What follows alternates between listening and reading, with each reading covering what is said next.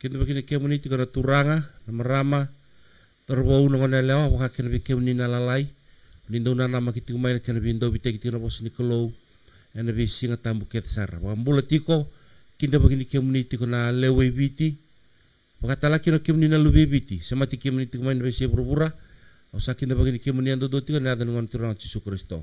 Para utale minta bi indo bi tana bosi ni kalou na matang dendai, na kena buke tika na nonton bula, na yo te tini ngono ngo mente kilati kono ila lang tala ko tiko kino ngo sapa rauda pana pura-pura ngo nonta pakana nanu nonta pakasama balat mbaka na yuku ke pura-pura kelindre ke pura-pura sala ko tunggo na num tiko mbako kenda ni sianga ni yado tumbaka na buku baka tamata tumbaka na sianga ni yado ya na bosi ni kalau sapa kata kilati nga ni dona ngone tike bukina dona ngone na tabakina sapa lebu teke na buku sapa lebu teke talangan na ipala-pala da Saba lebu te telangan na bindra kini bulan du deso anda salah tu rumah santa pakan don weekend tiki no kenda dua na kena pakan tau toba bena kata mau o se weekend ni beri pakan bulan tiko brother Freddy indua na kau be pakan numa to manta weekend na lutu nda sata kaba tiko ngongo londa pakan nanu nda sana numa tiko kenda ngau sarau tiki bulan tamundu kena kene kerua na lebu ni song lotu satu tel weekend na dingin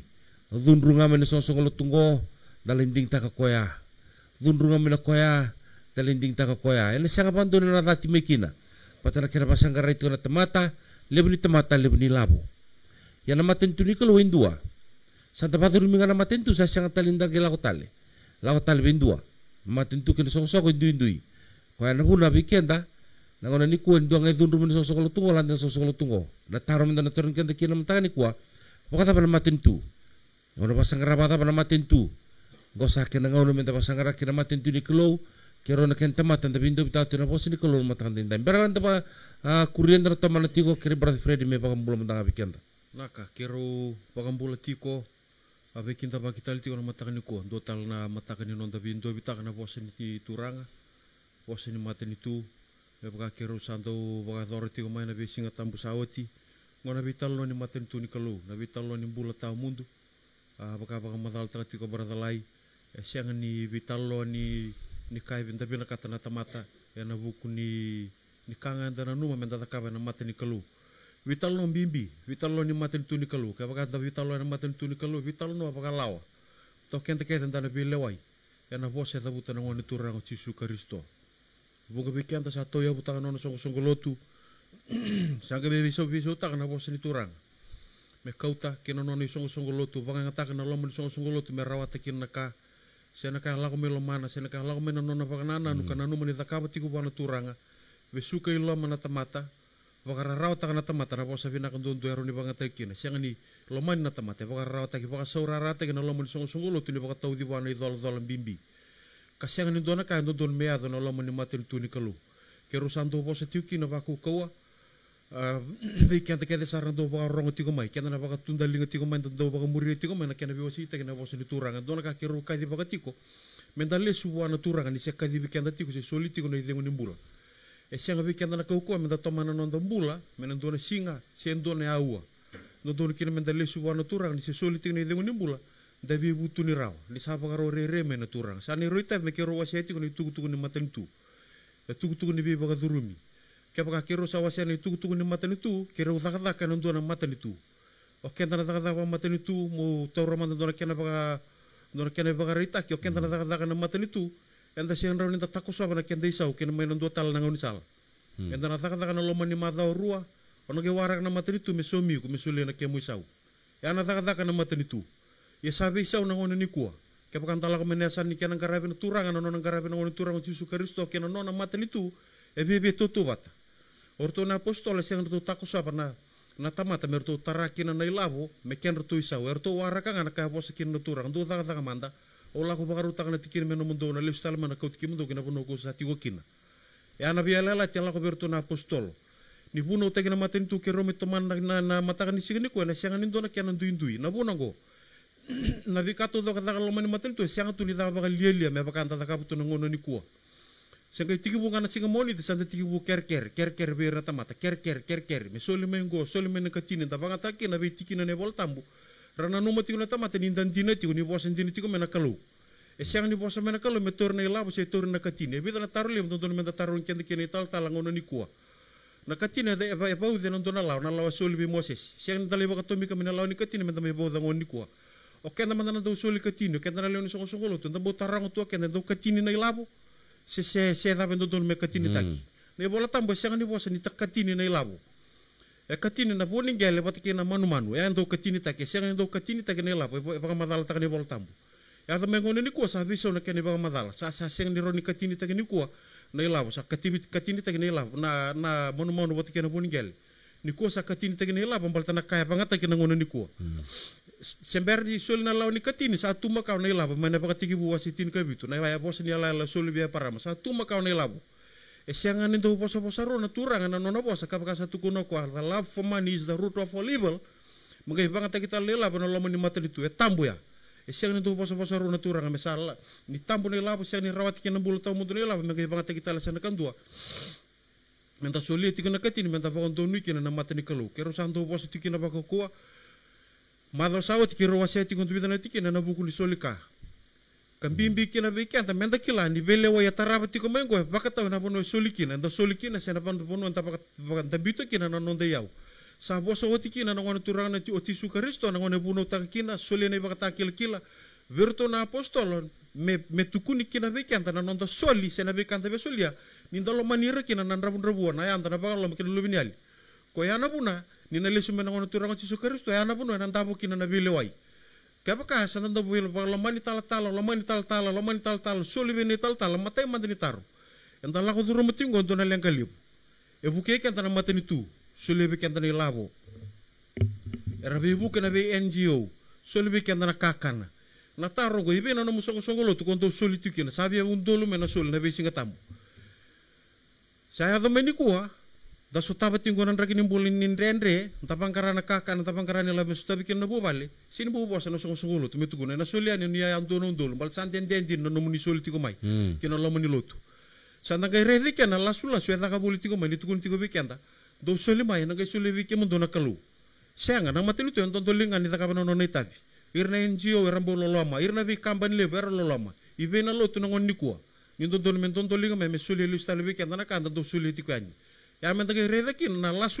ni song lo tu na bi ka ala ta tiku biken na be singa tambu ka tor manda dona kena bagara rongo weekend na tamata ke baka manda non da toka ni bolaka na ngono turango Yesus Kristus non da toka ni bolaka reda ko na lebu ni ker reda ka boni tal ka baka non mu toka ni bolaka na ngono turango Yesus Kristus me baka ke rondo bunau niru ta toka ni bolaka na ngono turango Yesus Kristus kero na senga ni baka ngata ka baka lele na dana se buki ker bo ai bisinga ya na no muy toka ni bola kana sulibi ko nambula siang ni do bangata ki siang ni do bangata ki na ya ni no muy toka ni ngono ni ko ni tal sa kere tu nga na ngon turang Yesus Kristus ke baka na mo best friend ngon turang Yesus Kristus sangale rebu ki mo no best friend redi ko no tamata momonga ngatu tamata lebu kala brother Freddy saro temi tu ngoni tiko Cisu bertuna tise bertu ketibi ko artuna na friend wakir bia perama ko mbak ngore tiko ngore Rebu ki mo no mo friend reda no mo tamata momonga ngatu wati kina linga mo solebi ko kana no mo koko to doko gayo bude sabul na besi nga mo gay ba kere to no mo friend kera no mo friend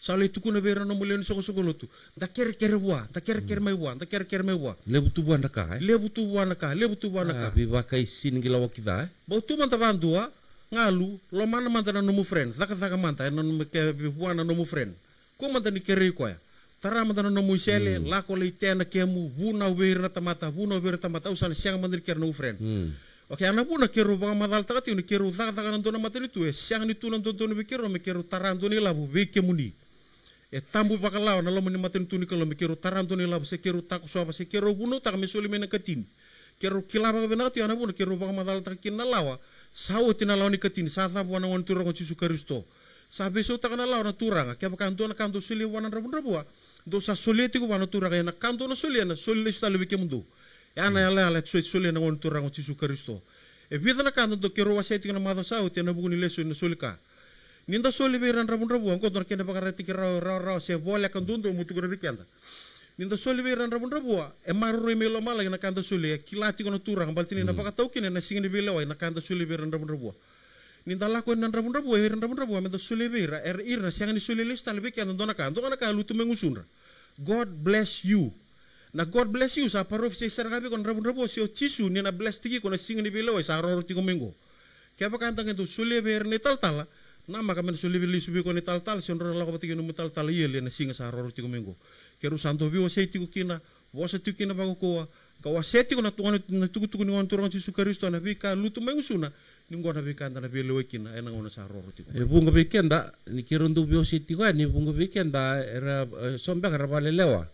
Ratu nimba ni bibiele umba ni toto ni bosa na kaya da buti rongoda tuku ni matentu sindu roko ba indona tamata bosa ni kalau ni satu kuni bantu no tamate ke de me bara rong metalira rokina ya na bosa ni matentu na bu na turang sa talana no tamata sang ni saluta ka indona tamata sang ni roko ba indona tamata ni satu kuni na kandina satu na kando donu ni satu kuni indona kambalata na matentu ni kalau isang ndo bala mabinakatang na tamata sendo roko ba indona tamata ke de me bararongo me duba kinabos ni kelo yesando ndumbe ka sona tamata sabu kumbe kana ngongo sombe kana kai tukuni tukani sabu lai sertunga so ngai bosa telmai rambeda sali bosta katalbada da yesini rana numbe ka minali lauti kira umbe ka sena da bikiro ndolenga na kakiru bosta kasenga na kakiru bosta taka samarui kiru sertua na buna kiru lesu kina kabulai menda kilau kenda ni kanga bulai na marui kenda kaya bakanda ngi bosa ti konda nanduri kenda ni sini bilawai na sini bilawai na pamada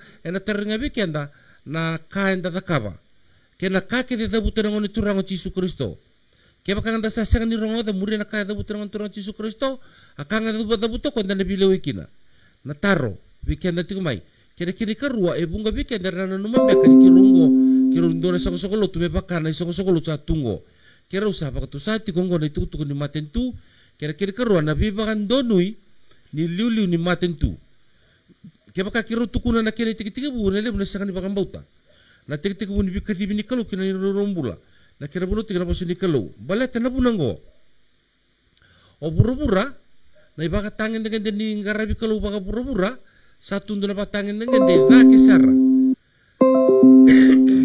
na ngonturang Yesus Kristo nona lako mai o buru sa lo tutu o buru sa bayuku kutura keni tala na ngona lako mikino Yesus Kristo te buni nona lako mo ko na matay mendangani buno tukino ko sudu tu wal manu sa tala ke dina nona rai na tamata ni tukuni lako mendo na tui na mesaya ni na avamai erna no mutiku na sundara pal ni tui me pakani tui kakede ina ngona sudu kini wal manu sa tala chiko sabtu na tamata ye medana stadi takapag malu ni bakaro ni bulan ngonturang Yesus Kristo kena nana baru kadiba kana kena nana matentu o ko en nambi tungon dona rukuni buli kau barabi lawan mboto na rotuna ndongoli ndambi tongon dona ndalana na bibuno kede ko tukuna tiko ko ya na bibuno kede tukuna tinga berna tamata na tuku ni nona matenitu ke bakandare dona ngona ni kuwa sabayu kukuna tamata enda sabai sulu bina kayani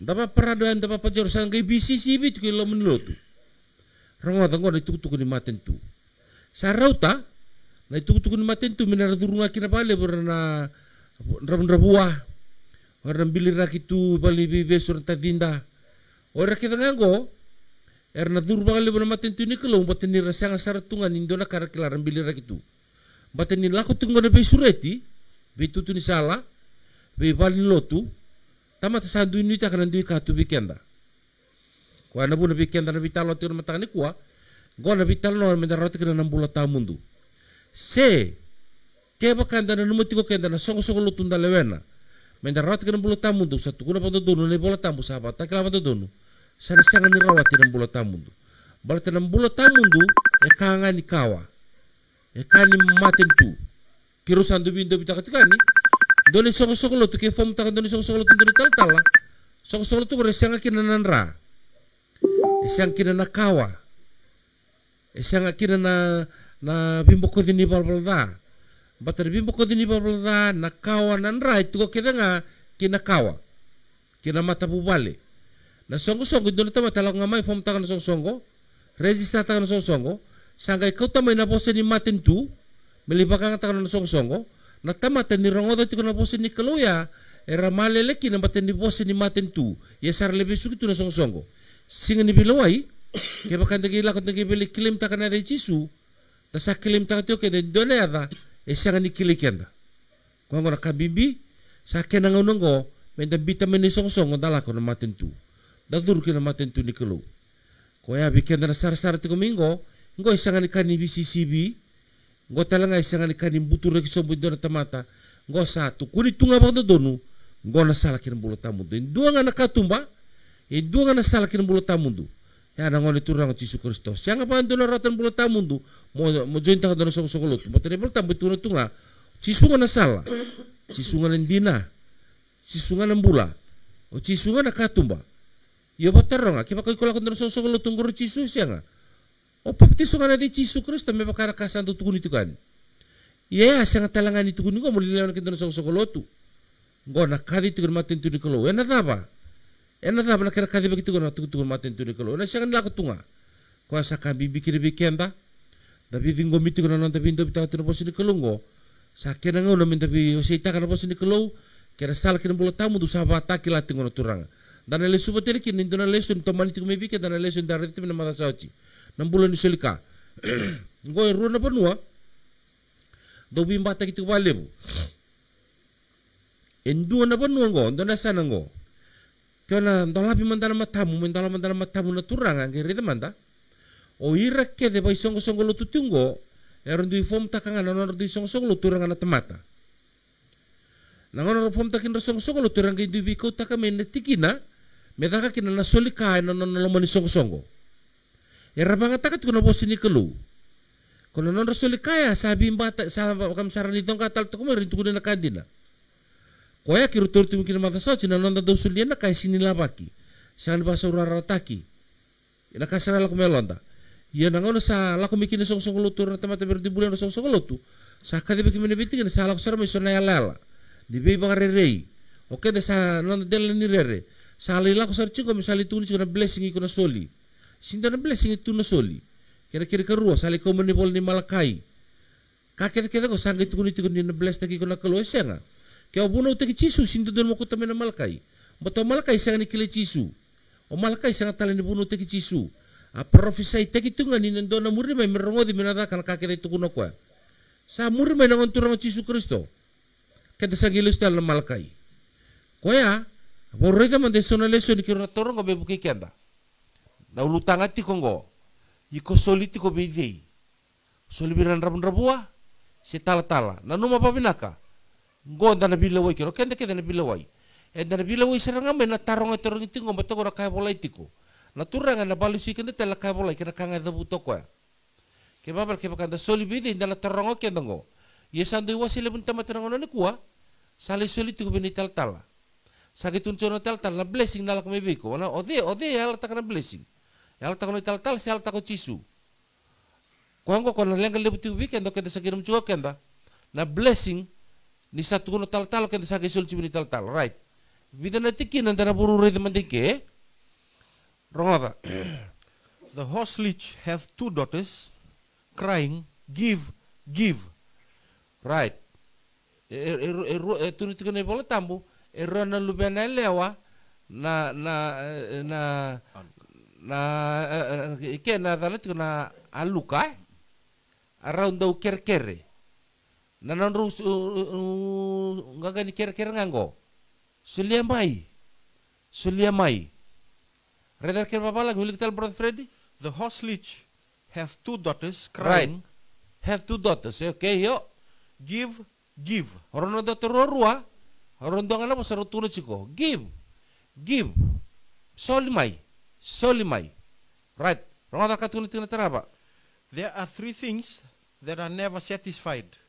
Yes, four things say not it is enough. Kena reda na lotu nangon ni kuo sombe habi kemuni tiko na lamin song lotu. Na yala sana takamuni tal mai nda solingango sa chochara ni solingo geyo chochi ni solingo oke nda sa sang talingai soli. Esang ba ndon ni song lotu me sabango bikim ni na lotu. Saro to na soli sale buni labo bikenda. Esenga. Ina turu-tungo ko ni sang ni rauta. Koya enda na gerede kina na kada kabatu na lotu ya. Na kere. Ena laku tu na kere. Yo ke de siapa ndon tambu terang elo mandok enda ada batu ni tu ni bola tambu. Ke mabale. Na ibola tabu satu kuna satu ngang ko donu. A kere ralubena, ralutu na kere tunga na kere tunga. Ena sang pa ndoni dengun donangon na kere. Ena laku tu na kere. Right. Ebe tukuni tikina ngo na soko lotu. Ndana gi rida patike na tikina me na soko lotu. Ke na tikina me bwana ngoli turango Yesu Kristo na ke ndui ke kenda na tubu libe na ngo. E lebu be kenda e kere tiko e solitiko ndage numjo kenda ngo santa tiko buli bwana kalu sianga. Bwana kalu rawa na matantu ni kalu ke bula tamu de rawa na ke ngosal ke ngalala. Orang anak tamat tersapa ngoli kenda tendong ngosal den matana loman ranga sengase. Era bina katanela ko basini te chinon ratang rali pa paradokina rali kana pa bina katiko menanon rabanga takat kuna posini kelu koya ko tukuni tikinongo ni ruana lubenelewa rausanda u ker tiko ngai to mali men debi kenda ronga. His watchmen are blind. Right, blind watchmen. Ronga ta sarango wili ki man debi kenda para Freddy. His watchmen are blind. Koira non riba katawa ersa matamboko kedenga. Nindue matamboko sandrenre. Ena sang ni redin donaka. Ena sinraw ni takaba indonaka. Ena sinra di baka nunui tek telanga buah indonaka. Batini matamboko. Ena sing talanga ni raw ni kauti ko mindona banu kinandona banua. Mora ni baka nuni buah. Matokan matamboko ma bala ko mandangan na tuira ki wabo kiteliti ko nga. Indona bo sebagai malam bale tuni tuki kena ibola ni Aisyah limau no tini kena tini kedua.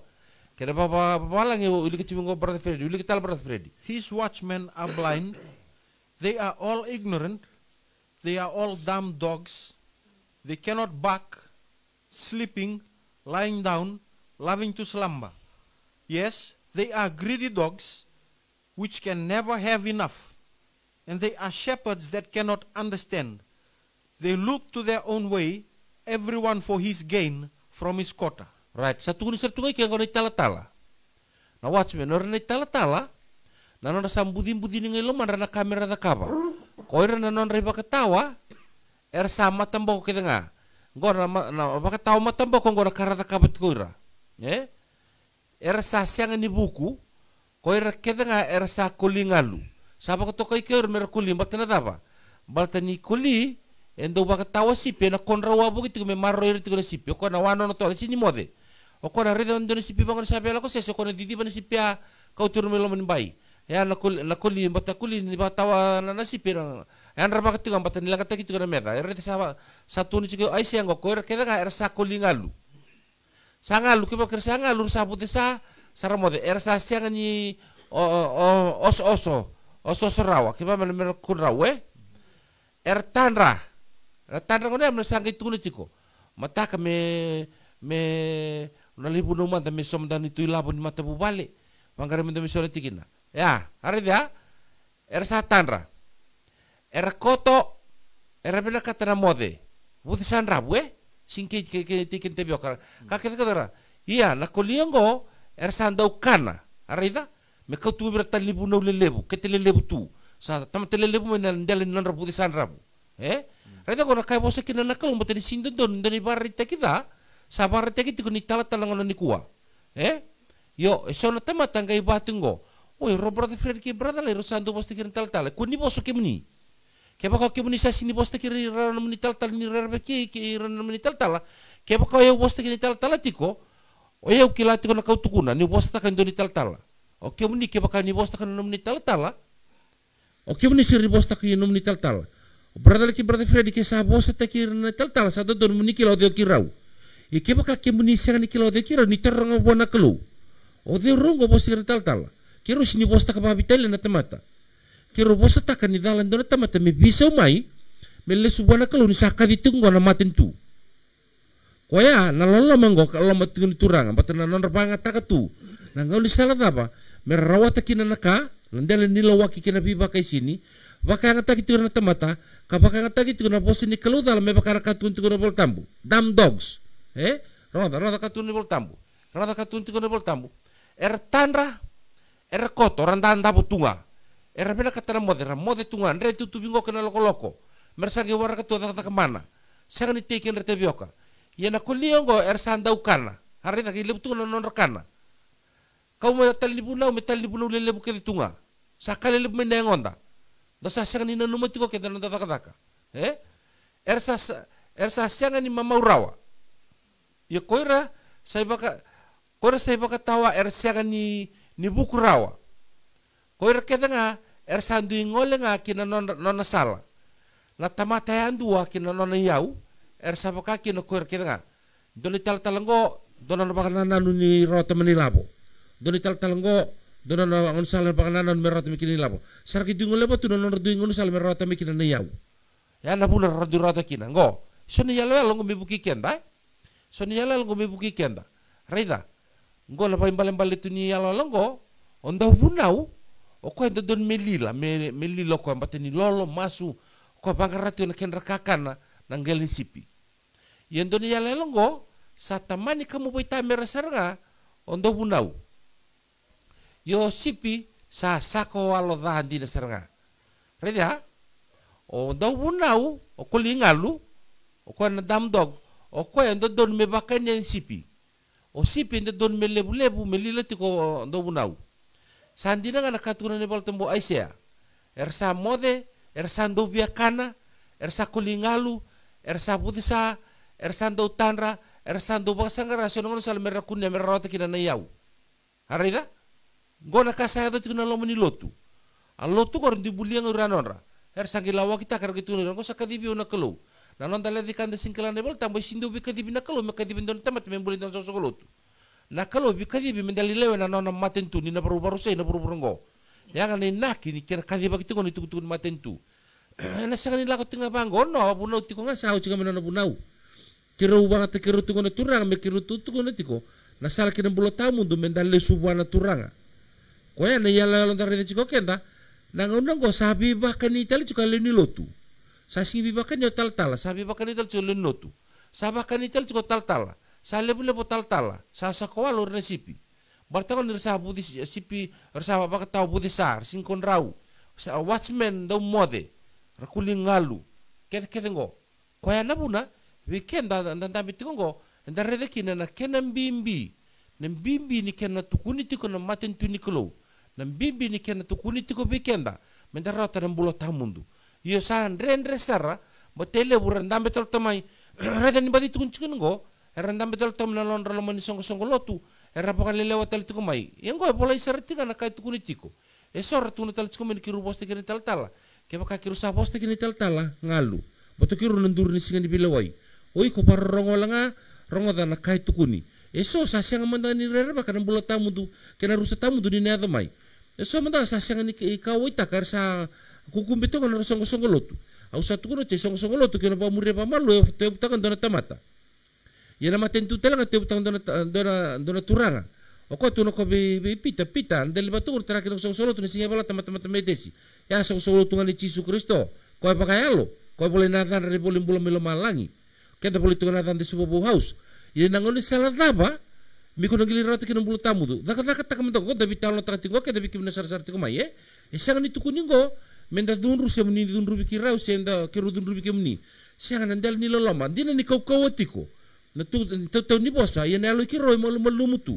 Bala te menda rangoda menda talira rabona ko lusala kala kananguna. Ele pak toromanta bango bunga kirun do bana numatu ani toromanta bango. Niko lewena tundun song lo te fom takan dona tamata. Kiko barang tu kumai. Iko lewena tundun song lo te fom takan dona tamata. O reno taka mendango iko. Angau ni salah ba na kau tiko kina na tamata ngori kina bulo tamundu. Matani turang itu no ko tamata tau do ko me bakasangara na matentu. Ke bakasangara na tamata na matentu, na sindio fom takan dona song. Moto ke na rede ke na matentu do dur ke de lamun matentu.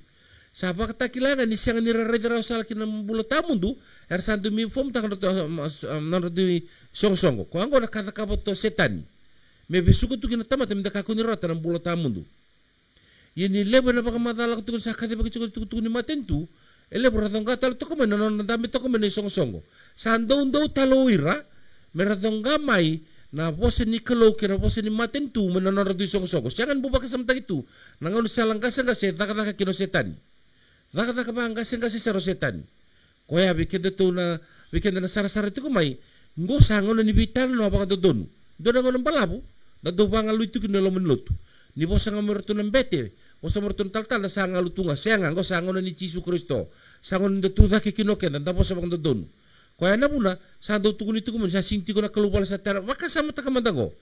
Sa sinti ko na kalubal sa tar na linga ora sa tal tar bal lotu.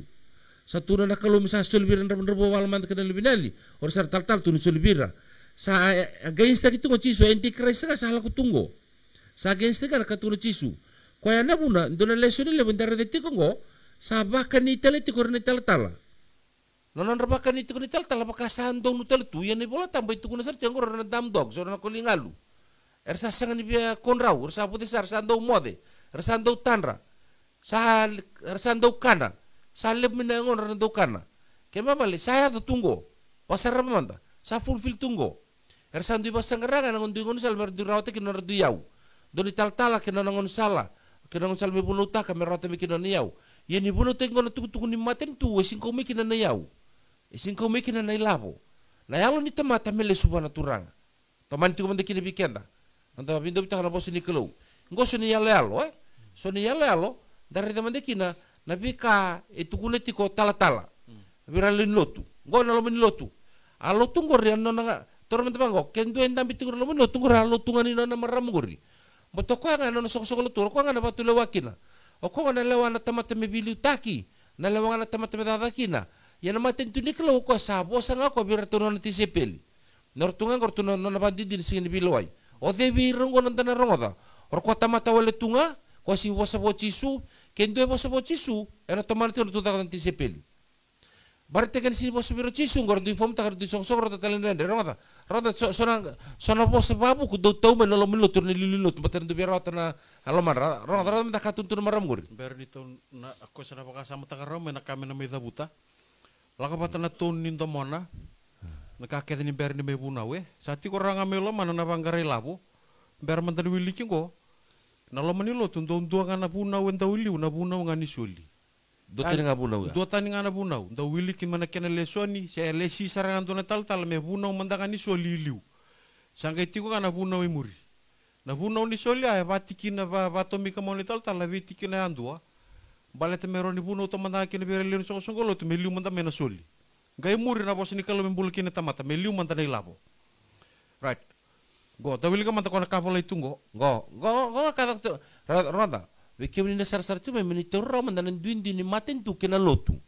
Na lotu na pakayangon, na lotu na kay mbulya na tamata, na lotu na kay kuni-kuni ta na tamata. Gai ba kaya nga takat ko na bos ni kalau me bidur magi tu kena ka sati ko relemana.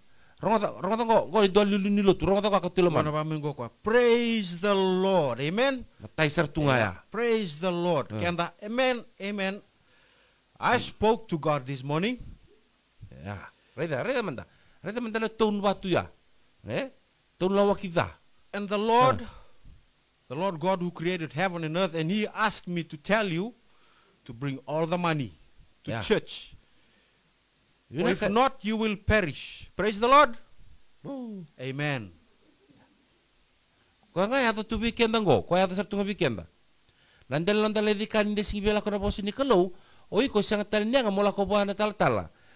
Rongota, na lawa sabor kau nangan turo Yesus Kristus na bela lati makau kina bela lati bau, oi kau salah kau buat na kau nangan sibor. Nak kiri kena kai tu no kau, baru dapat murid mentang redi ha.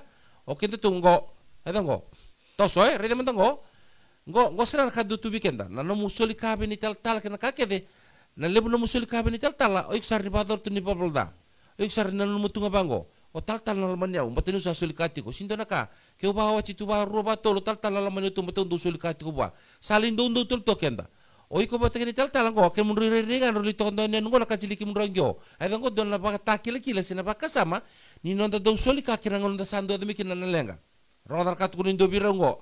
I'm afraid no one will ever find us. Roli tundo na nula la sa siang non roi nui. Right? Right. Rongota kage tu kene kerua. Don't worry. I give $100,000 a year to my church. My pastor will find us. Right? Go na baka sama ni nonda lotu tungo. Na kai ko ka ba kena mu banu ni oni tala rongodiko na turanga na bless te ki ko batanyo ni tala rongodiko chiko rongodiko na kalu rongodine no mu tala tiko. Nakakide la ko tu mingusi no mutal la ko tu buana kalu boto ono mutal batingo sabo se bio na kalu elasu sartunga ko nga tu ni buana kalu Raita mantana ni baru ni bula. Kaya po sabana ka loko sin form ta na sa solotu.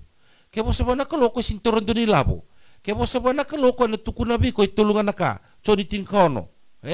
Tulungan na ka choni walu tulungan na ka turubi ko. Ano mi palapal ta nandus makibiko. Ay palapal ta doon malako tan makibiko ta wargi ko ni sir bilawai. Tulungan na kango na pakala numitibi ka nan dilang lakon bisi mentang kanggaron tiko kina. Ya kaya sana namoy ko musilit kini labin tal-tal gibi pare tiko ni tal-tal. O iko kini tal-tal rutini rurong yeli. Balatangon niya, ninrusya nga tumandangan ni kilana salkin ng bulata mundo. O iko salipan ni tal-tala. O ni tal-tala kisirita juga salkin ng bulata mundo. Ngoso ni yalalo, wana numitiko bikin, dan tarita kinokenda, nakalebu. Kaya nakambibin, da siya nga tunikilan, da sabar rabitu, sabata ng bulata mundo, sa siya nga ng bulata mundo. Taman ito bikin da. Darita kinokenda, kaya sa kilat kumungokenda, iruti ko na biyalalati makawa Moses pati na lawa, sira kimitsipite kenani. Bialati boro ng Yesus Kristo, Allah makinendina. Buru-buru kina bulata mundo. Kaya ko nanduin kan bialalati. So sagi wakia bata, lindam bitu na sebat, na bitu na kakana, lesu bakar ruamai. Randam bitu na lawan ni Moses, sagi na numero miko ciro cisu. Reta mandala ledi kaki na lelebu. Ni tamata nangona ni kuwa. Randam bitu na sebat. Ragi na numero miko ciro cisu. Ya cisu sama tantangan gore ala tak toko ya. Tuno ko bitu tisipeli. Au sala kata baru tonton tino mundo. Au na lesu ba ngi miko ciki mundo. Orto kan tisipeli bertu mikau. Sini orto nanta bena sebat. Orto anda bena sebat orto ka pamati cisu. Na kabultai. Kuano anda leson tikumai. Enda retingo ke dan dui abu dasan dui abu teki kenda tu ken mendaki bando nui kenda tu. Sangan indo na ya bu na pakan ni ko na maten tu ni kelo. Indo nga na ya bu na kon turang Yesus Kristo. Maten nino na maten tu. Ko menda abu teki kenda kina. Ko nga ya. Sindo na lotu, sindo na dambe na sebat beta na kana, kakek ngore kapa kayango. Na kapa kayango tu nga teki bundon tamatan sudubo. Ko ya nangere de chikin ko kenda na kami da kapa na kon turang Yesus Kristo. Right. Dari teman tonggo kenda. Dalas sapa. Na otu tiniba kaya kabingo. Nanon rotukan apa torto. Nanon da lesson chingo kenda nanon da bulan ni suli kada sama maternity ko kenda. Sanda ki rarity ko kenda. Dona kana lebu ni tamata torto ni labo. Nanon mutiko ko metor ni labo mesule na tala-tala. Na kautorang abike mningo. Keba kama ni sa soli ni tala-tala. Ibi mandana ibola tambo na tukun ni kusol ni tala-tala ko bigana blessing. Siya bandua. Na ibola tambo tukun tungoy ko nala ko sarang yel no solbi ni tala-tala. Ibola tambo sa tungango. Ay tukun sa tunibol tambo ni ko nala solbi ni tala-tala ko nala kuyeli. Au singkala ibola tambo ta bandara de tingo na King James na boro ridango. Boro no ka na bilaway na bina kana turang sa tungo sa tungo ko ya. Na taboy ko na bilaway tikikina. Kaya pag sirre de tingo na taboy ko na bilaway tikikina sama tambo ko tol tala-tala. O ni tala-tala siya bando ni data na ilabo. O ko na kira tingo mo ko give na soli chingamo. Ena siya ni baga dengo baga doon, siya baga doon ni tarbo ko ndang na sa raut na sulka. Sa libro ng ilabo, meda tu sa karap na kulubakal siya nga. Balatangan ya buta kito ni labo, ena lako tigo ni labo. Ko abiken na matakan din dai, darete tigo kinoko ke dan bulan ni sulika, patakan bulan ni blessing kena nang daraw tan bulan ta mundo. Dora tiki na gorong ata. And as they were eating, gorsan tambi chiko chisu tirton ti sepeli rong ata. Jesus took bread and blessed it and break it and gave it to the disciples and said, right. Nabindo bingo, napakabinturanga, o kaya binda-bindanga, suliango ko bertunan na ti sepeli. Arida? Siya ndo bikenda ko atubuli kinanangaw na. Rongo da nakira pa kumadalataki, rongo da. And said, take, eat, this is my body. Right, ako tuno ko birto ya. Taura, kania, ngona ngongu. Right. Nangauna na bertukan niya tikinong gorto. Arida? Bertukan niya tikinong gorto kono bertu bakakabi. Nata bendo bila gitu kan nangona ya. Nangona naman rai. Ni satu no kon sayangona ya sakandina. Sini ngono ko misato bio minta tampanan ko misuli biru tunti sepeli. Ako sa pambal martako ko nanono bosa. Nanono bosa naman rai dimbula. Mertu na kania. Ortunti sepeli rongoda. Ya nangona rongoda. And he took the cup, right, tingin rasul kabi tu na kami bingo, toroko ng bilo, rongoda, and gave thanks, and gave it to them, saying, rongoda ko, ortungan ba rongoda, drink you all of it, yo, tingin rasul ko rongoda, for this is my blood of the New Testament. Sari nanrango, nanra ni bialalati bongo, ortungunu ba sarang ortunati sepeli, na bialalati makawai siya nga pagando ni ortungunu borto Mosesi. e mate nga nan rani lami batakan nan rani me batan rani bul makau e ba mi riki nga kina kai sanga ni ngunubi ye nan rani biala lati boy ngunuba ngartuna ti sepeli baten dona biala tirtu da kabor to bertuna bunuta kana matentu ko menda mi rawata kino kenda ko nanona matentu menda rongo tirtu ti sepeli yana bertuni kino ko for this is my blood of the New Testament na Old Testament en rani bul makau kenan rani me nan rani na New Testament go ronga. For this is my blood of the New Testament, which is shed for many for the remission of sins. Reda na katuni kina na nongun rango nan rani bela latibo en na sabaraki membokodi kina na ibalbalada nan rani bul makau kina rani me e siang nimbokodi kina na ibalbalada e umbi wali tunga kina na ibalbalada me na bela timakawa na bela latibo sambo kodi sar na ibalbalada na bela timakawa simbo kodi na ibalbalada oke tu sangi wakia bata pelin rema kamaka ben rema kabu tu sangi mituna kena bi mama koya itu serangan bela latigo for this is my blood of the New Testament which is shed for many for the remission of sins.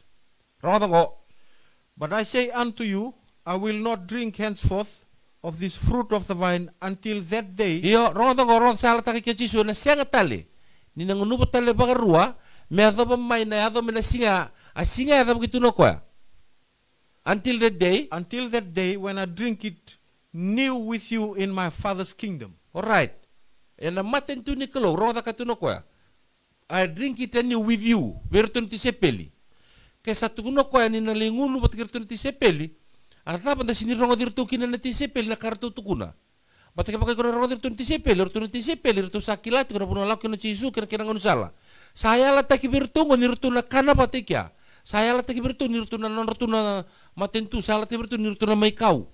Ata banda siya ni may berongo dirtu kina ti sepeli ngo na puno durmi kino setani. May baka tumuran na isong sogolotu. Mataninduan nga fom taon isong sogolotu. Sabuni po na matentu kina kina ngono sala. Sangka ikaw tamo ko alilu ni song-song to abi to miya kamay bitikin so miya buta ka tuno song-song meron ni rere binaka rong binaka ya sanga tunang bulat ta mundo meron raw tatikino kono ni yaw na saliba mo to kenda meron sa tu binangon tabi mo sa kikinango roda ka tuno chisu ko sayala ta ko ni nanggaling ngunutale na singa ni kanabata na singa ya batikir tuno tisepeli bata mo kenda wada man do song-song lotu sambu ya lalo ni taltala bubango ni taltala datong gilindo talang do sando churung ko partais kita turung gilikan talang akin o ko mandanga tamata wali tunga e sindo na partais ya sin mate mandang ko ya ngon da bibu sek tinga bando donu e sona tamata sa gitu no sari bebele brother Freddy na bebele bukira baso bando donu e bebe tutu bata tunga sara gi bato na nanda papa ando ke nanda dingo dingomi nindo nga sa sekani dingomi na alobina kana almarau e sana tuni kiru tamata bebele bu ini don tamata sa dingo mena maru sa andola na mata na kalusa kilana kanjin tunchingo sana tukuni kirupo sa pagdodon borto kenda ni tuki ba da sindu bibu sa kitu pagdodon ngo amatin tu ngo pena kata sisenga sa da bibu sa kinga pagdodon mentarata kinang bulat tamundo ko ana buno sa tukuni bikim ni taltala na nomuni pudesa na nomi paglolo mata katu na leni benua na kau ni takapati kun sa lebno nomuni leni sogolotu sali turanga lebu kino kemuni ni sali kana tali buno tiko ni sa tamata lebu mai sa ngarabi kim ni tur na sipi yan duara kan sini bilawai dana bilawai keve na sira ni oli tukuno kun dora kambal tam sosolo tu merbando ni bilawai na leka asun tarabi chisu na tunabi ko singkilaiko singa tali bisa kiban balabu atunga groeli ya bilawai ya taman tu mende kini biket ronga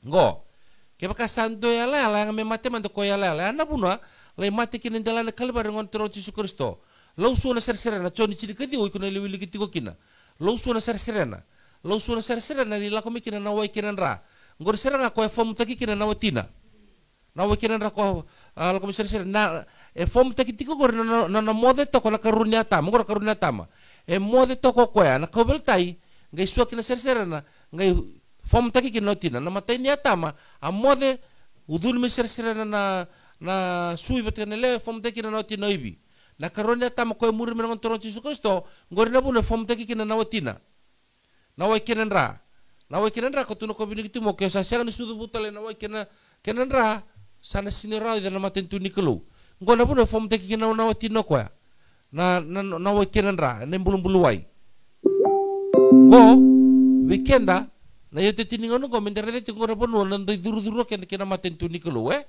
right taman tiko weekenda right vida ni talno ba mbal ni ngontoro Yesus Kristo talno tak tiko ke ni promo tinti ko weekenda vida tiko ni talno ba mbal talno tak tiko ba mbal ko na lako tiko membal kana na maten itu wate ki resa lotu tu resa sang ni berongo di Yesus ngono ni kuwa ni sa tuntel tiko na maten tu ni kelo mentale sun be Yesus Kristo ra lotu sa den desar sar tonga sar bosa sang se bisau sinto kabo lebo na tamatalo to rabos tal tiko mai era tonga era batatana yo ke danan duri ke den sini bilawai dana rede kino ke dana kai tu natura right po widow's gift rada man ko na kai sili na rabu ronga and he looked up and saw the rich men casting their gifts into the treasury. Dambe to ko Yesus beter to nanti sepeli ada ko na panu ando bi babuli kira ngon turang Yesus Kristo babuli to nanti sepeli kau tiro to ko na panu ni lotu kau tiro to mel tu leri de mandoro to na da be da kabat ko na lotu mengi reda na da kabat to na tamatan to ka lo muni lotu kau tiro to nanti sepeli na ngono tu sanda beto ki nor to ngai reda na kaya da kan gorong da ka gewili ki ngora kaya da ronga and he looked up and saw the rich men casting their gifts into the treasury. Right. Orto na tamata butunyau, orto lisile na orto soli orto. Wakasama takana na orto soli, orto saba buli dirto tinsete peli mereda manda na orto baro nimbulan nindokontoka, orto tu bir na yau. Na baro nindokontoka, rongo tingene rua. And he saw also a certain poor widow. Right. Itunji ke poor widow ke mambel ke widow, ituntu ni bol tambu ono sanga bulu lakota ke sa widow. Sama tena watina.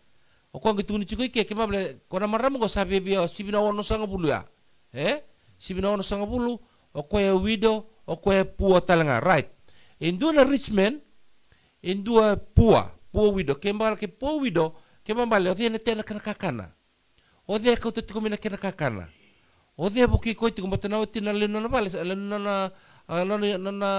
no vale samati na turanga samate ko sa widow san rabun rabu tele tunga right rola kororo ro meruli soli na non rusoli isanda beto mo Yesus betir tunti sepel tu basa rabotoka na wale na ibarau ni non rakota na soli or tu na rich man wate na poor widow maka samata ka kaya maka sakot tu soli or tu na rich man or tu risibe kila na poor widow or betir tu non toka ngauna ni kuwa ronga ngauna ni kuwa ni sana kau tana musoli ko bini tal na kardo da kamni tal ngor sa tebu tu na city or sa gali raito ko may mate ni city sana kadua na tutubi city mer sa gali raito ko na tutubi city ko makuto ko musoli oi ko na sir ni ko tani ko 5 na sende mer raito ko mo ni tal tara mo ko na 5 na sende ko to man na 5 na sende mo raito mo tal birta ko na 5 sende ona rita mati ni tal o rita mati ni tal na rai sombo na rai di ko seranga ba kena mata dandon dua no birta kan dolil mersende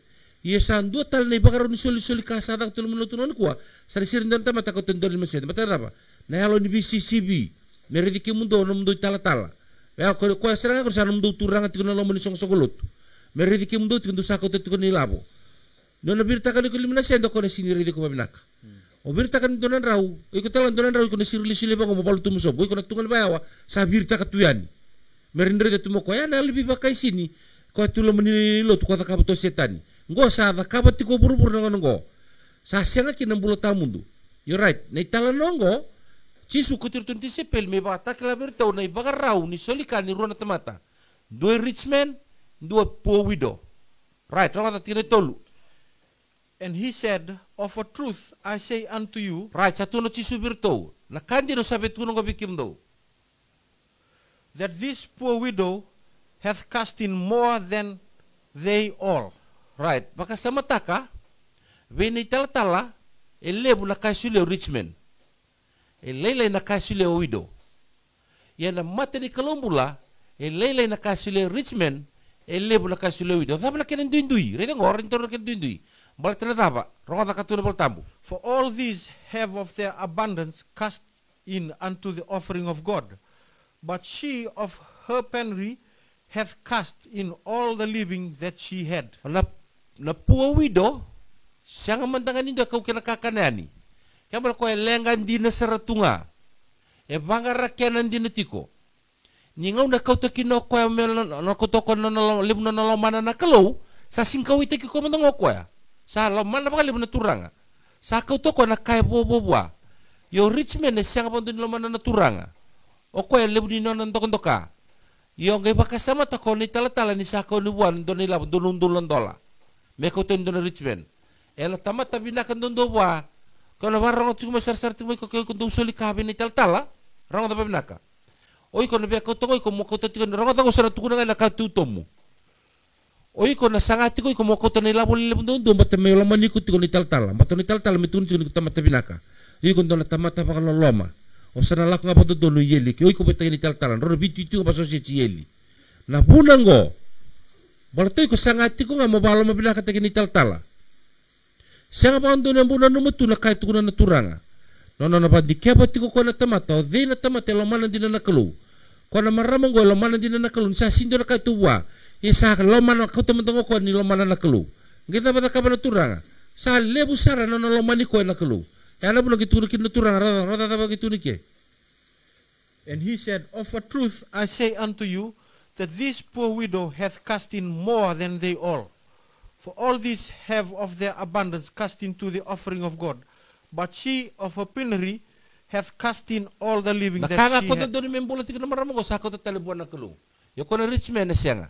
Go na bagaraw ni selika ba buliti tika na turang o they elebu na kay solia. Right. Tosoy. Taman kinabiken da. Nalaw ni selika bi Jesu Kristo ngorong ata. Take heed that you do not your alms before men. Right. Sa turun ikan bola tambung go. Rada katunike do redi ke mundo binaka mundo ka ko ni kita kana no mundo iloloma ela matan rata mata harida right sareda katunike tambu mere redi ke mundo kina roda ingo law ni maten tu waka samata ko kente tu sa sini roda samura law ni maten tu nam bulan soli katunang ngone ko sa tebu tu mindona siti lebu law ni bolot matai bigam da kam tu no chiko Bidana kaki memang sandu kursan tu besita kan matai. Sasya kami tani tiku nak kalau nabala saat terlingar. Reda mana indona lawa kini betul kapto setan ini buru-buru indona orang balap melihat tu minggu. Sasin tiku nak kalau nabala saat terlingar. Tak kabar tal lebih bici buru-buru. Tarapan lot. Kenapa kalau orang sekarang kau tal setan ni? Satu orang cisun sinti kau nabala terlingar. Kau tu nurut bawa polisi sepeli. Tal sekarang tarapan lot. Reda? Sa tunu cisu misuli birna nom suli kami kun kilana tamata sangai tebu tu na lamani siti lelebu elamani benut merede tu na tamata rona katuni ke merede ke mundu kinana tamata ke bakasa bakango ena siang anak ke mundu isau mai buana tama mundu sati kumela malangi o koyongo ni sakita kana loma kaku ni buda na kenanda bui rona o kende sangi bati ngoni taltala solimai mendarede tu na tamata doko a blessing ida balas tu taltala Atuntu ko tabu ko solo ko mereda na tamat sa na blessing. Areda? Reda man tanan ta la suta kichiko rodo ka katunu bol tambu. Ka kuno budan tabu matanra matamu. Me baka eresando kita kana ndo bi baka sini. Ena bi bali ni lotu kena bi ngoni sala merando kai kina bir na tamat. Sareda? Nanom li solo chiko bani lotu mal kana ba. Me merando kai ko kina na tamata. Iko sangi ubudo chira kana ndabui. Meredi chiko musolia tu na chiko kai ko solia. Right, rata katura bol tambu. Au saka ba ka indi na bike mundo. Satu ngabira na ken risau. Kaya ba ken risau serang anguri. No muroko binum to kay mibini tal sa ken misau seranga. Na siya ba kan na redi ko kina na turang. Au saka ba ka indi na bike mundo. Satu ngabira na ken risau. Iya, koiko rongo iko ngo. Rongo diko ke ba kai ko berongo na bosi ni kelo molomani. Niko sa sulia na kanilo lama. Meka ku nikila na lingamoy mawi na kasakita kana lingamoy matau. Kaya balik ko sulia kun kawita kasulia nga la ko sara. Lingamoy matau. Ka ku nikila na lingamoy mawi na kasakita kana lingamoy matau. Mebunikina na namuloloma. Iya na tamamu sa reda na kabuni na somobutu beko. Iko lako nga buntaka. Matoko re na kiniturang gor miko bunita ko ko rangirida. Enik sabarita ko ko resiniberida. Ano duinditiko. Kaya balik sa ako tabo indo ng rabon-rabo palaman kanil bunita ka. Mabunita ka na musilebu angor na niko bunita ka na turang gerida. Niko sabarita ka na turang na siran rida. Ana ka ng duinditiko. Yo kaya to sala ko binital-tala. Tarangan do asendele bungok sa binital-tala. Batame daba. Batame ngone nilo tubango mesangi baci kongo. O ya undo talita ki barada cingaya.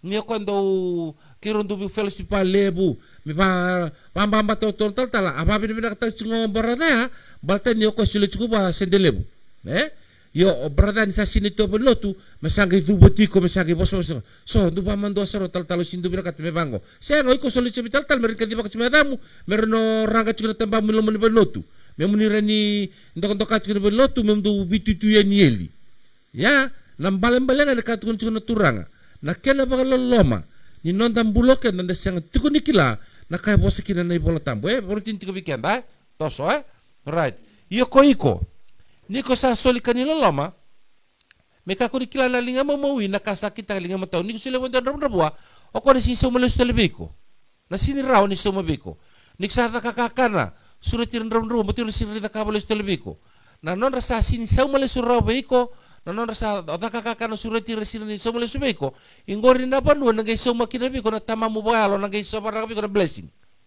yan nduin ni kaya lasu takana tala kina kaya pos kino Yesus Kristo tama terangon ko sa sibambo ti Yesus sa bambo tala non ra twist ka to kana pos ni kelur tala toso Then said he also to him that bade him, when thou makest a dinner or a supper, iyo call not thy friends, nor thy brethren, neither thy kinsmen, nor thy rich neighbors, lest they also bid thee again, and a recompense be made thee.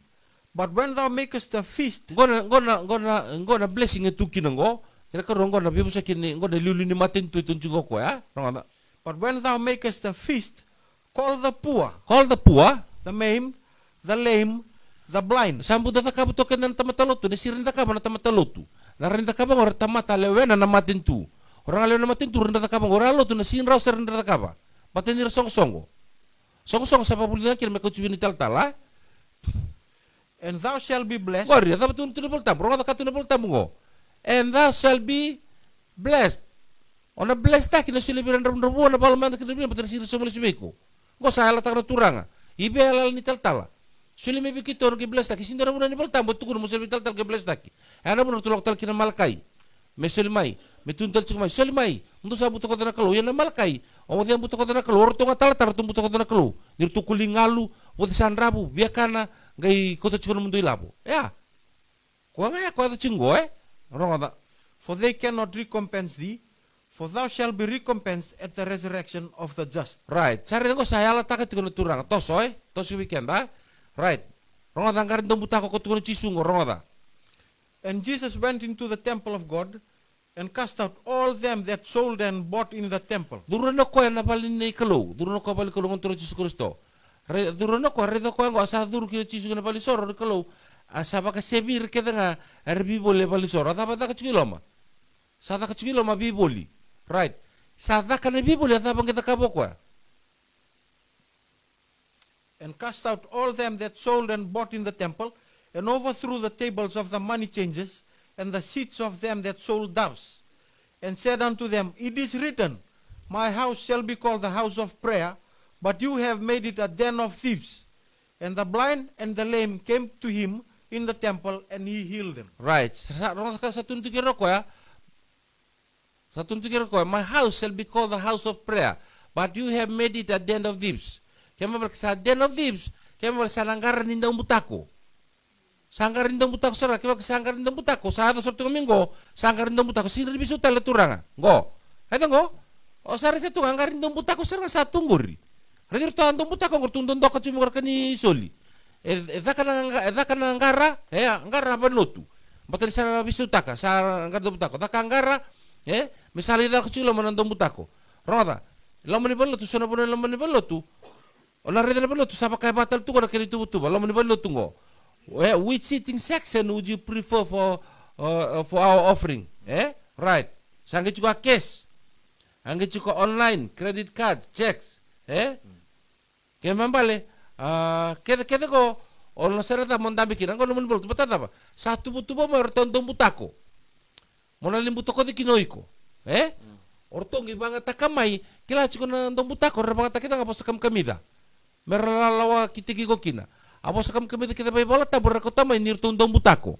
Nakakata kapatid do nurtuno tuno kuha kun silendo na sende. Era tamata bibo sige patod kun silendo na sende. Matamatin tuni kalo e sintare de kinila potari kan no bosan. Tapangara kita ngakenda. Da bangara kita ngamenda. Da nagi sumi kita ngani singa halis sumi kina turanga. Ya lawan matin tu. Patata kau juga saumi. Ya ke baka salah kau ni bindong buta ko tu mai. Soli mai patuna turanga nagi belas lagi. Ngor serang kanto buta ko. Kada sindi senta karatu. Patuna kenda mandan tamatan boko tole tunga. Ko ngono ko sakati chuna turanga bikin chuna ngono ko. Sulia kau tu nila pun ngor mertu boleh kina tu sulu nangoni. Me boleh kina tu kakana. Boleh kina tu ya. So sebetulnya ko ikut kata-kata ko iko. Jadi ini tal putih sandrabu, kau tunjuk nebol tambu, oke sini taka-taka. Kau anda bol cinga, daurabu cinga, paradoabu cinga, bubu nula sula suabu ngeke bangat tak cina bosini kalau, oi kau musangga isoli cukani. Ya bata boko meta kata tela kami soni kena. Ada boko ya, ada boiko. Oke so tun sisa kata mateni kalau wes yang ndau saumi. Enak saumi sali sumi turanga. Ya tamateni ni kalau. Ya harus serangan lubi ni setan ya tal ni tebor. Kau tunjuk nebol tambu. Ratal talaga ni tebro kora daka patungo ba batani taka turo bos bulan ni kelung. Go onda sabi bos saki mentang apa dodor sala kala kana ngauna. Sabula kanile sumo cisu. Ndan bi bos saki cuko ngauna ta mentang kita lira rokin na meta lesu kete bona turanga. Lesu kete bona kelung. Ya sana to so cinga na bunau. Sana tukuni tinga apa dodonu. Ke data so bina kata. Ena tukuni tiko ngapa dodonu sala kina bula tamundo Lo mani bali lotu. Kaya kasi ang ninto wasi-wasi na numuy ilapo may bali, at laman ni baluto na wasi-wasi na numuy ilapo. Tiko na tithe, tiko na free will offering, tiko na mo mission funds, kaya tiko na mo development fund, kaya tiko na mo sol ni Bayasana, kaya tiko na sol ni district. Kung na wasi-wasi ko, kusin na may bali, merto wasi na lubea mo, siya warto wasi na ngone, siya tapa.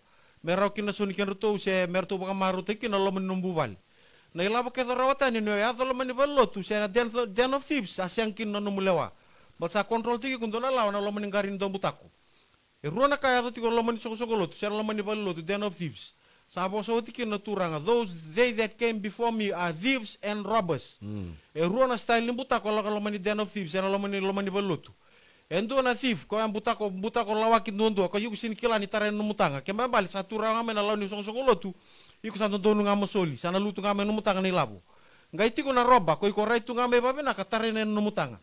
Ko asa tukuni ngai nebiko tiko ngo ndona wekanda ngande tiko mai ngo la ko mai ke da ker ke pakaru ni do man do tarana lon no turang me suli man do soni mena ice cream santa kai ko de no kan mentale suli bi ko me pakame da blast gite yu ko non da bulang ndo kai tiko ke pakanda tsangan ndo wasena non de la mena lo non da bali en do ten na ko ele da kabi ko lo mon songo lo tu la bata mena pos ni kalo me wasi kin no milabu ni lesu no bale sang saran do na kai bo Saro ta meran ron nangon nembal teni tiku ibal kerebe kondo naka esang ni ron sulebe ron naka ino la ko bali lo tuni bosa nga mai bakale le tal sala ke ngana no milabu saro ta mege lala no mobile nembal ter nangon sara sin ron ke bakaro tigi ron naka sara tura la ko boitu merle baka sangra ke na kamera kania semi solbi rosona siente merato ke na vikare be nakata nage la ko la man so lo tu santa sulle ke nga bakon do be tal single be la wai saro tiku men kendi sau pamu tabe kenda bono ni baru tei kenda ibiti ko tauki nga bale butu bali baru taki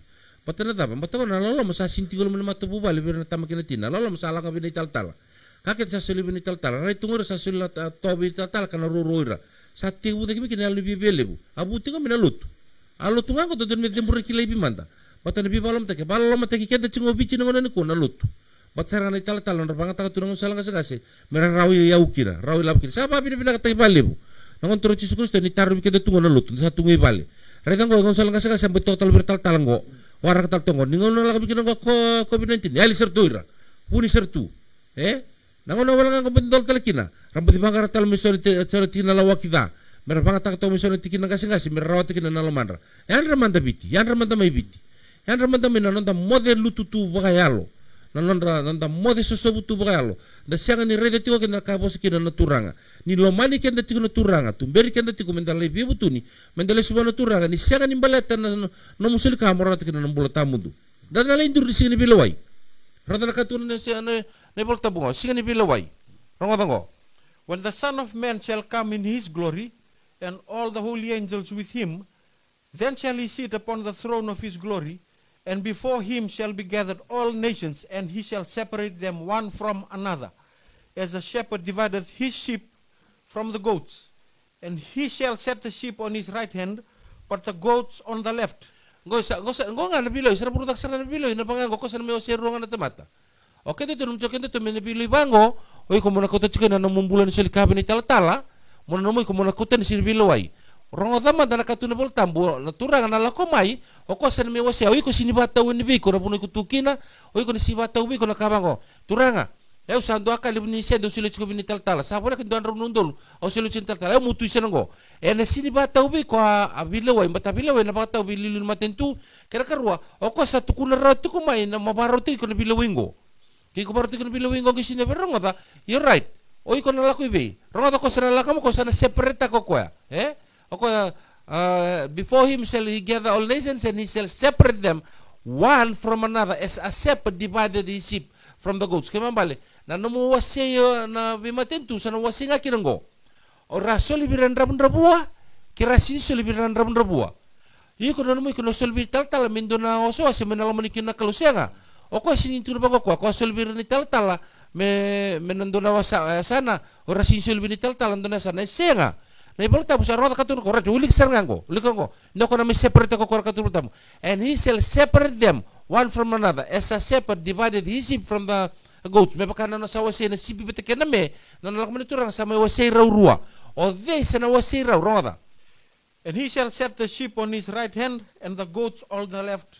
right ame san mawi a sipi san matau o ka san wase sa rango ko o iko na sira ni sipi bi me mona no mona tina kena bi mama sianga a sipi kandana sana matau a me san mawi roda roda ka gitu no kongo bira Then shall the king say unto them on his right hand, Come, bira sipi roda you blessed of my father, inherit the kingdom prepared for you from the foundation of the world. right tora mandango me baru tintu bi tora mandango o iko do solito ko bene tala ngai sa ora ka tuna turanga me lako mai me wasei ko mo no mo iko me na wasei ko na nasarin bula tamundu iko ke kita tala ko iko exame eksana me nangono ko me ki no ko gabitu ko turanga o ye undo solibira na bi tala ene singa mo pa matatal bi di bona turanga mo to ko sakila tunga bu ko do solikina kira puno me buno ko na tapa kino buno ko do solikina ki ko solibi do solibi ni tala sambi usanga ngor na banua iko na tapa kino ko do solibi ni tala ronga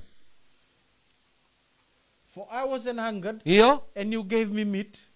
I was thirsty, gober sa rote sambi berama tintu ni kelo ronga I was thirsty, and you gave me drink. I was a stranger, and you took me in.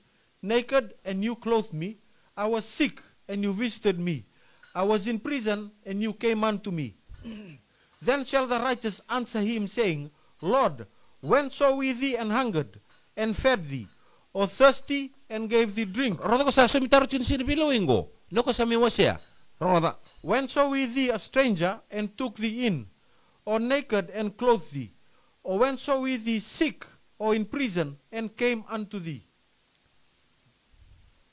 sarida kaya natarong kita rangiti kongo toso And the king shall say unto them, Verily I say unto you, inasmuch as you have done it unto one of the least of these my brethren, niko sa sulia ba indua na ngone pangaloloma lubinyalin ramdrabua yanda matamboko loki dindi bara niko sulia beira ada begitu no ko you have done it unto me. ngor sa sulia cukup bichisu reda ya ortu turang kita ori dikimni nangono daba kai ko takaba birna lengo ke bambal nangono ngo mento sulia biran ramdrabua na ba lo mananda lubinyali ngor ko takaba cukup bichisu sini bilo ina lakomai namun dorong bulu tamundu yo toso Then shall he say also unto them on the left, go bertentu sulia tal rongoda on the left hand, Depart from me, you cursed, into everlasting fire, iyo prepared for the devil and his angels. For I was an hungered, and you gave me not meat. I was thirsty, and you gave me no drink. I was a stranger, and you took me not in. Naked, and you clothed me not. Sick, and in prison, and you visited me not. iyo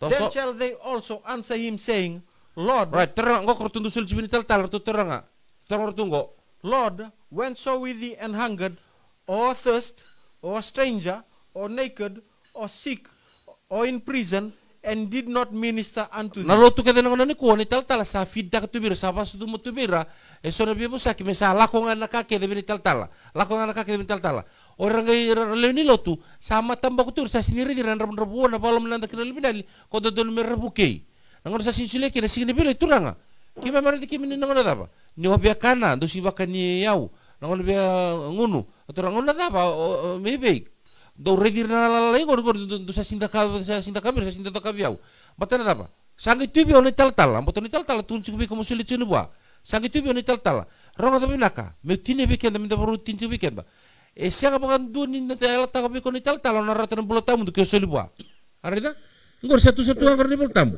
satu ngor no sele berendro bo no bulo tamu do no sele be tal no laku yeli batke ni tal ibe na pa no ko tukina ngor tapi bisa kitu manto don sarauta men rabun robiti sarauta men palolo mobiti sarauta nan lako nan rendre ndalako di rumah tino COVID-19 ngo endan rabun robotu ngabal mana tukin baltara apa potoke dini tukin da kote tuku bini tal anda sakes taki tunggo biti oke de singkila choke taka sakes taki tuku me birna tal ratuni tuku me kawini birna yau na daba na pun ando singko taki na birna rabun rabu na pala mana taki na lubinali me mundu bless taki na oke de bicandura kana lebni yau e marro tuku na kalu da tuku ngani lebu tuni yau na wai na kola na kaketa nga lebu tu bitingo na sinirabon don barita ka na kolo na kola na wai na kativiti babo mitubina ka mandana tabuno mitubina ka bada ba o ira kita ni tal me lesu mandana rabi korkoro ko mandani tu rabi korkoro me banga ta ki dir tu tamata lesu mandana batana daba ni na kada botina wai kada botina ka kita gorga tal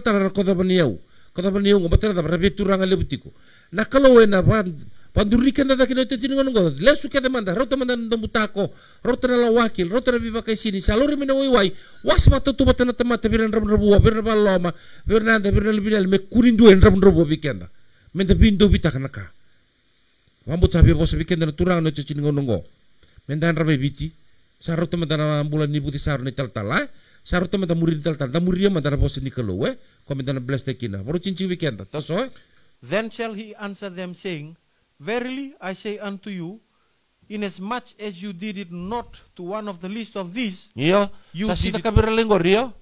did it not to me. And this shall go away into everlasting punishment, but the righteous into eternal life. Ngori. Kau ngori, kan kita mengangori. Orang asal sulbir tal san laku yeli. Orang sulbir namdabuah san lakukan bulu tamundu. Wambut sama tatapi kenda. Kaya bakan dahal bangun nililay na ito tiningonongo. Gosakin na ngono minta rongo di cisu da murian na bosa da bita mai na di lomanimbay non da bisong sokolotu da sara bindu donga be cisu na ngonan rendre da la ko rumu tingo ro ko bindo kai ba bin bela tena kelo kena na bosa ro be kenda bin na ba le buturangan ni bosa sa talayan na sintele wale mena ba ro te kena dam ni masa dam ni cisu ni mi soro ni mami turanga ni mami pambulan dinan du donga